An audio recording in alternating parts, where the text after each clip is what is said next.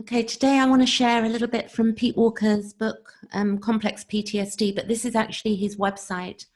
And for a lot of us right now, we're under a lot of pressure remembering our traumas. And because we've been in lockdown, for many of us, we have this time that we've not had before. And for many, I know that I'm speaking to a lot of trauma memories are coming up, and sadnesses and grief and such like. And often we can think there's something wrong with us when we've been through childhood trauma, and it matters not what the trauma was as a child, because all children are equal in the way that any type of abuse is abuse. So it can be verbal abuse, physical abuse, sexual abuse. There's not one that's more serious than the other. They're all as equally serious and defiling to the personality.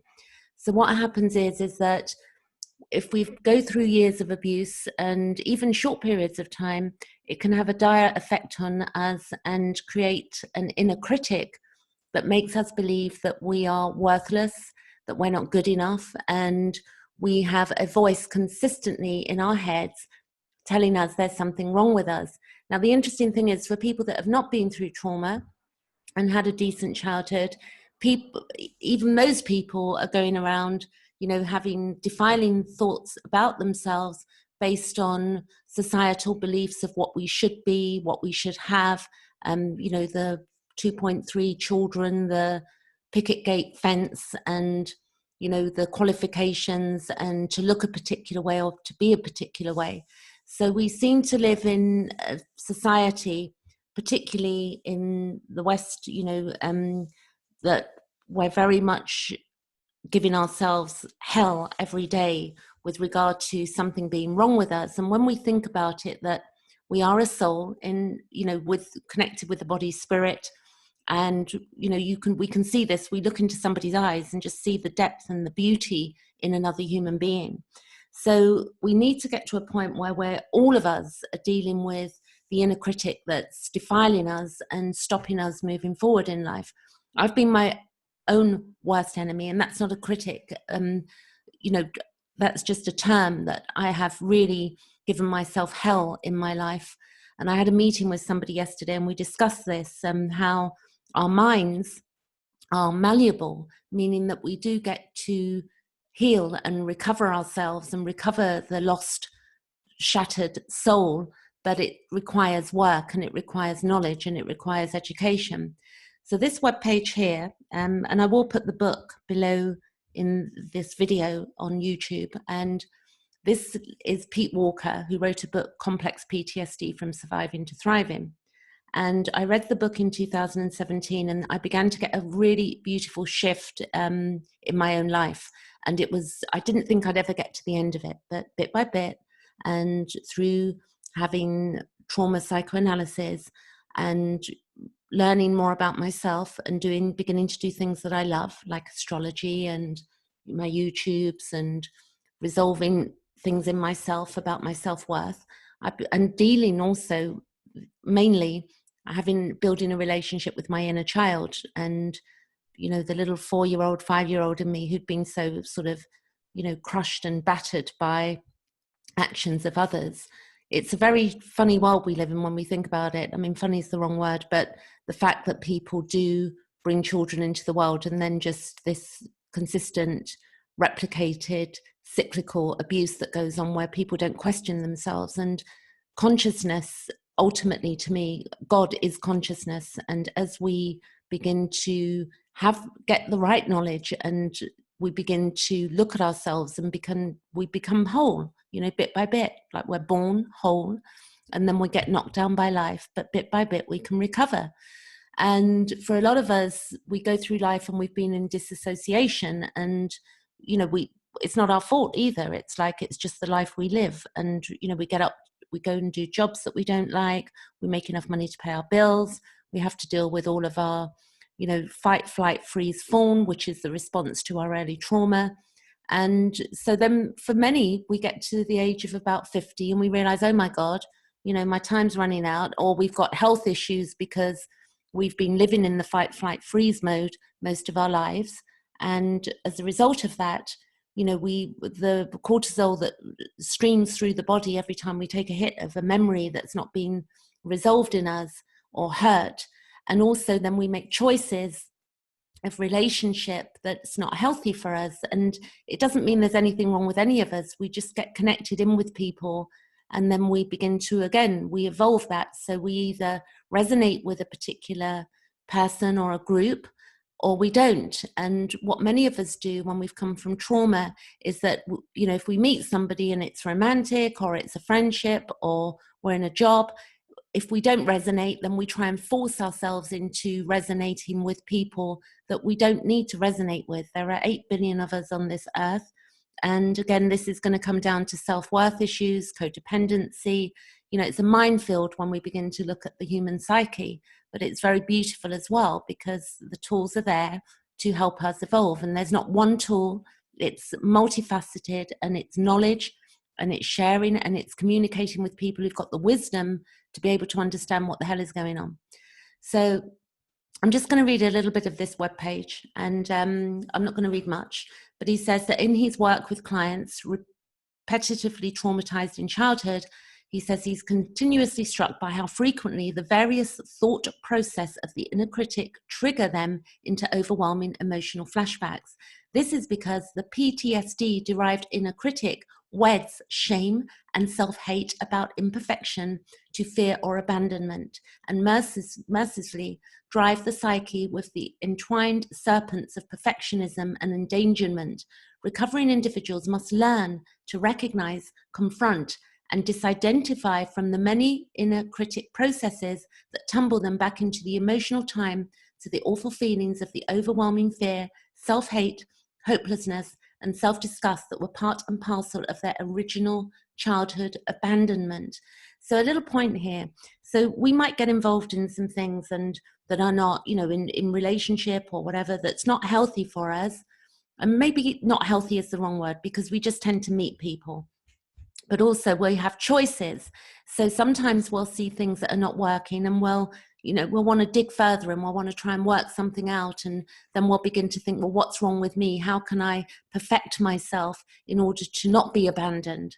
And this can take up years and years of our lives. And there comes a point when we begin to look at it, we begin to truly heal. So I'm here, and part of, you know, being through a tragic sort of time in my own childhood, and growing into, you know, having a business where I employed up to 50 people, and then evolving from that into getting into what I love doing, which is evolutionary astrology, looking at complex PTSD, teaching people how to use certain tools, like one of them is tapping, which is Faster EFT, and other things that I do. I've basically, you know, sharing the knowledge so that people can not bypass, you know, the pain, but to understand it and sink into it, and then begin to evolve it. And then as we do that, the body begins to heal. So a lot of ailments that we've had over the years, you know, that we've been struggling with, as we heal and we get at peace in our body, then we begin to shine, and we begin to walk towards the things that are beautiful for us. And life, you know, we begin to see the roses, so to speak. We begin to see the beauty in life. I know for many years, you know, I missed so many summers because I was so traumatized and so in my head that I didn't see the flowers around me. And I mean, literally, you know, like trees and all sorts of things. I used to disassociate with alcohol because I'd had nightmares for years, and I was afraid that if I stopped drinking the alcohol, that I would begin to, you know, have these out-of-body experiences again, and I didn't know how to handle them, the terror dreams. So I'm definitely here for people, and I'm doing an offer at the moment for, you know, $20. I'm normally $70 to have an hour with me that I do on Zoom, but I've got different options of different services that I speak about. You can check my page below in the video. Now, what I'm going to do is that Pete Walker here has on the same page, he's got something called vulnerable self-disclosure. And I want to talk about that because sometimes, and I'm going to expand this screen, vulnerable self-disclosure is where we disclose, you know, part of our own, when we're helping each other, we disclose part of our own reality in order to help others. So that's what I'm doing. I'm giving vulnerable self-disclosure. And the reason that I do that is that it allows people to see that they are not alone. And I'm not shy about it. You know, it took me a long time to get on YouTube and speak, but I've now found a way that helps me as well as that helps other people. So this article here is quite long, so I'm not going to read it all. It's about 13 pages long. But here he explains about using vulnerable self-disclosure to treat arrested relational development. So arrested development is where we've been stopped in our tracks as children. So an example would be that if you didn't want to, you know, let's take an example that you're at the dinner table and you don't want to eat your, you know, your broccoli or whatever, and then you're punished for it and you're made to feel really bad, and you're not, you know, you're only given broccoli for the rest of your life at home, and you sit there and you're not loved. So a beautiful thing that would a healthy parent would, you know, want to coax and to do, in the sense that they would coax a child into, you know, eating vegetables and speaking about it and explaining it and being loving, you know. And when we're shamed about anything about ourselves, be it our body or what we eat or, you know, how we look, you know, if somebody says to you that, you know, there's something wrong with a part of your body, you know, that doesn't leave you. And when we disclose ourselves vulnerably, this is another point, when we disclose ourselves and when people use that against us, it can be really tragic for people that have been through abuses in childhood, because we will then look to ourselves that we're not perfect, we're not good enough, and then the inner critic kicks in and we just spiral into, you know, abandonment, depression and other things. So look, I can tell you a lot more, but I'm going to just read a bit here.